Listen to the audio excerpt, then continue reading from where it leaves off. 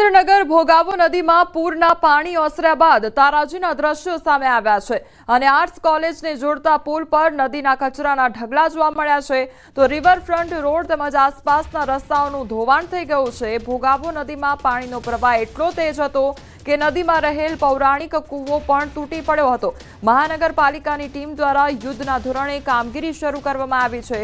રતનપર જોરાવરનગરને સુરેન્દ્રનગર સાથે જોડતો કોઝવે હજુ પણ સાવચેતીના ભાગરૂપે બંધ રાખવામાં આવ્યો છે।